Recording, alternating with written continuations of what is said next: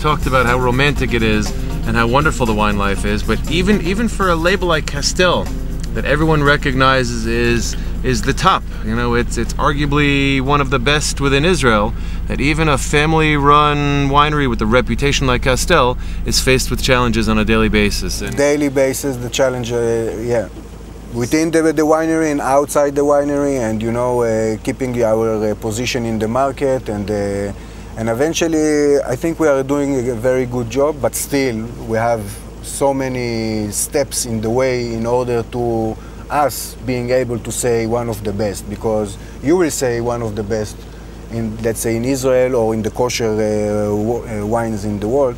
We will never say that we are one of the kosher, the best kosher, let's say, wines in the world, or the best wines in Israel. Because for us it's so humble, you know, the idea of saying this about yourself. yeah. It's the market will say always from vintage to vintage, and our job and our challenge is to give them the best we can in order for them to judge.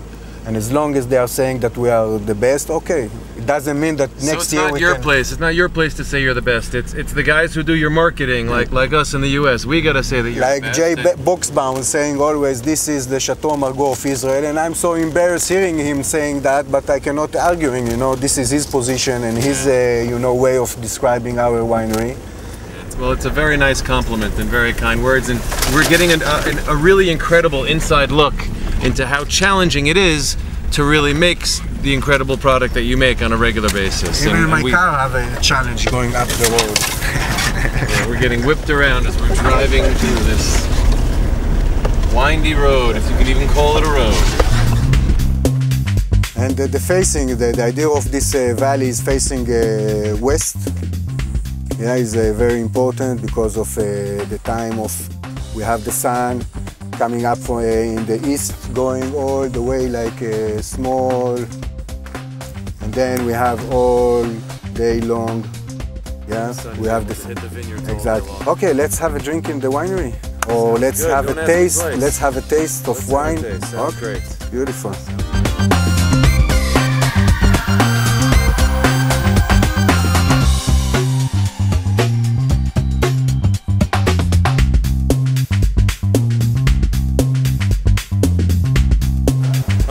So we're down here in one of the barrel caves. Okay. And this one is, these barrels look different from some of the barrels that we've seen. What can you tell us here? I see a word on that barrel. And yeah, basically this cellar was the first we built. My father dug this cellar in the beginning of the winery with the idea that the size to expand the potential of aging the wine. And then we built the second cellar. We will go and see in a few minutes. So after we had the new cellar, this old cellar became the cellar of the white wines. The oak barrel itself is a designated oak by size and quality to age Chardonnay. It's coming from Bourgogne. So the age of the barrels are always 30% brand new, 30% 1-year-old, 30% 2-year-old. In the end of this vintage, or in this part of aging the wine, all 8 barrels are going to be out of the winery. Got it. So and we're going to receive new ones. So the idea of the technique of how we are producing the Chardonnay is a real Bourgogne style. Let me remind you that my brother, once we started the winery, so my brother went to Bourgogne for 2 years and he was, let's say, educated his wine, let's say, world over there. So when he came back in '98, it was the first year we produced the Chardonnay.